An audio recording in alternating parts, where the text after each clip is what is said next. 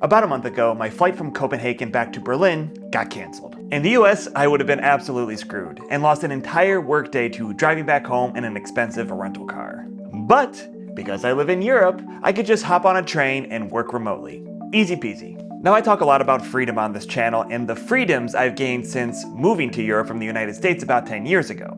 You've got the freedom of movement, transportation, and the freedom from many of the hazards of life in the United States, like gun violence, car crashes, and the general unease of being a pedestrian or cyclist in car-oriented infrastructure. But there's another freedom out there that living in Europe has allowed me to fully unlock, thanks in large part to these other freedoms and just the way European cities and towns are generally built. I'm talking, of course, about the freedom to work remotely with relative ease. If you're new here, my name is Joe Bauer. I'm an American immigrant living in Europe for the past 10 years and traveling around the world even longer, trying to close the gap between the story we're told about a place and the reality on the ground.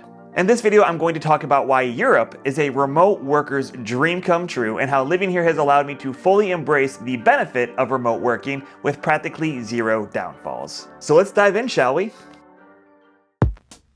Now, I know what some of you are thinking. Despite the worst of American work culture stereotypes, you can work remotely in the United States. That is definitely a benefit many companies offer. Or maybe it's the entire modus operandi for a small startup saving on office space. Whatever the case may be, remote work is not exclusive to Europe. But even if you do have that benefit, you still don't have the same freedom of movement or transportation that you do in Europe, which makes life incredibly segmented between travel and work. In Europe, you can generally do both at the same damn time. One of the main reasons why I love living on this continent is the considerable availability and accessibility of trains. I've taken trains all over Europe, including night trains and tiny-ass regional trains to quaint medieval villages. Now, of course, the availability and accessibility of trains varies across the continent. I love when I get a comment from someone saying, "Well, I live in a village of 200 people. I don't have a high-speed train.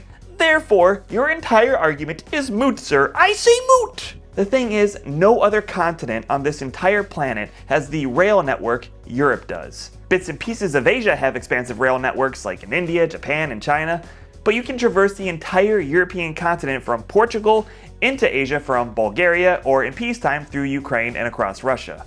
The state of European trains will vary from country to country, but I've ridden on trains in just about every European country that has them, including countries with less expansive networks like North Macedonia. I've never had an issue with busting out my laptop and getting to work. But crossing that many borders does make you think about the, practicalities of life on the road, or I guess in this case, rails. Now, I don't mean to brag, but I've gotten sick all over the world, from Laos to Greece. One thing I've learned over the past 10 years of living abroad and working remotely is that you need insurance that actually works across those borders. That's where today's partner comes in, Safety Wing. Their Nomad Insurance Essential is a travel medical insurance built specifically for remote workers constantly on the move. It covers you in over 180 countries, renews automatically every month, and you can even buy it after you've already left your home. Which is great for those last-minute planners like me who land someplace new, have a look around, and decide, you might need a little extra protection.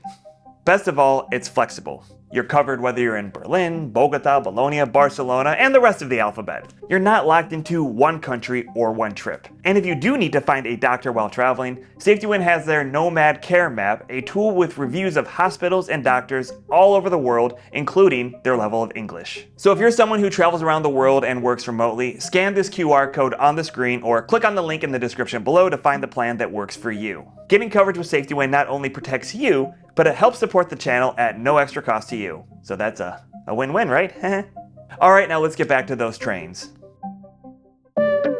Most trains have Wi-Fi these days. Sometimes it's spotty, but for writing and research, it works. Worst case, I download what I need offline. All I really need is a comfortable seat, and train seats are almost always more comfortable than a plane, bus, or car seat, which almost always seem to be developed by someone with a vendetta against ergonomics. Seriously, I can really just lock in when it comes to working on a train. Recently, a strike canceled my flight from Copenhagen to Berlin, so I ended up taking the train from Copenhagen to Hamburg, transferred, and finished up with a high-speed train to Berlin. The entire journey was about 8.5 hours. That's essentially a workday. In a car, that would be torture. I've done 8 to 12-hour days in a car before. It's brutal. Your body just feels awful afterwards and you're completely exhausted, even though you ostensibly haven't done anything. Now, because of Europe, my tolerance for driving is just gone. 3 hours feels like a torturous eternity. And that wasn't the first time I worked through a long train ride.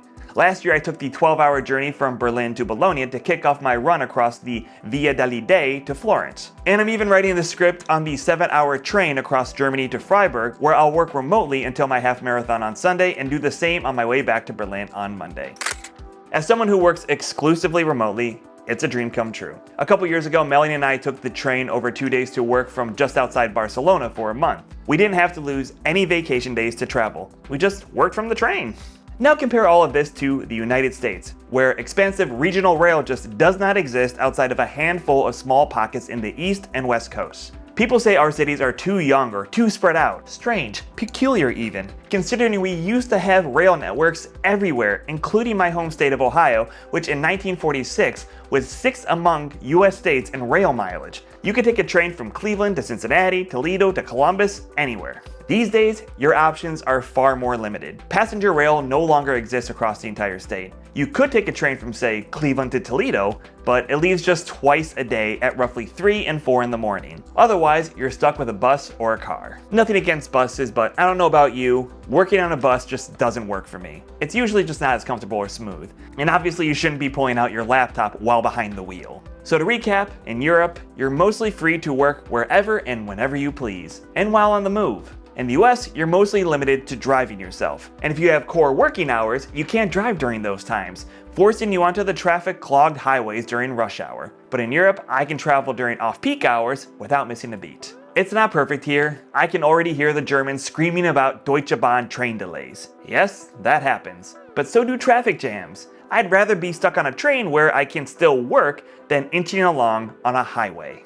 In general, the infrastructure across Europe generally lends itself to being able to model your life around, living rather than just work. For me, it's the key ingredient that makes Europe a remote worker's dream. Most European cities are built in a similar fashion. You've got your central square, your Platz, your Markt, your Plaza, or pick your idioma. Usually that's where you'll find your main train station. If it's a larger city, you can connect to a subway, tram, or bus to quickly reach wherever you're staying, whether it's a hotel or vacation rental. Because Europe is generally built around walkable, transit-oriented urban cores, it makes finding overnight accommodation less of a concern. First of all, I know whenever I plan a trip to travel and work remotely that, worst case scenario, I can always find something near the main train station. That means I'm offline for maybe 30 minutes between getting off my train and moseying on over to wherever I'm staying, checking in, and getting set up in my room. In the US, because so much of life is built around cars, that kind of accessibility isn't as much of a guarantee as it is in Europe. A small city of 20-some thousand in the US might not have any lodging options in the central area, period. And those hotel chains are almost always located alongside highway exits, miles from the city center. I'll give you an example. In November, I had the privilege to visit Northwest Arkansas. You've got the gorgeous Ozarks and a lovely 40-mile bike path that cuts through the region and connects with over 500 miles of hiking and mountain biking paths. Truly a beautiful region.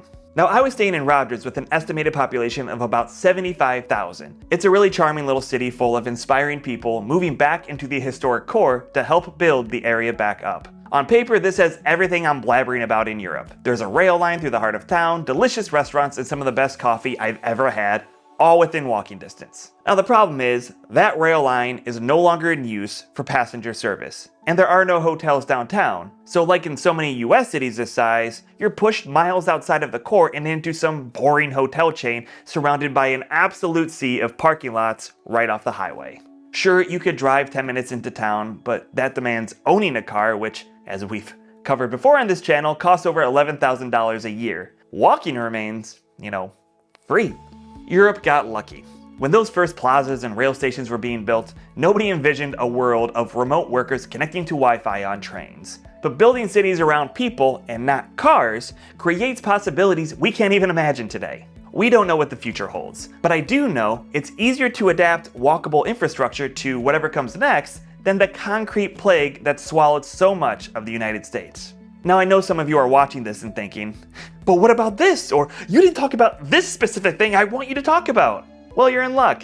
You can now join my brand spanking new Patreon to help shape the future of this channel by voting on video ideas, catching behind the scenes updates, access a like-minded community of culturally curious travelers, hit me with your best shot during a monthly Ask Me Anything video, and a whole bunch of other stuff listed out on patreon.com/joebauer. I won't say my Patreon is exceptional, because as I talk about in this video on the problem with American exceptionalism, being exceptional isn't always a good thing.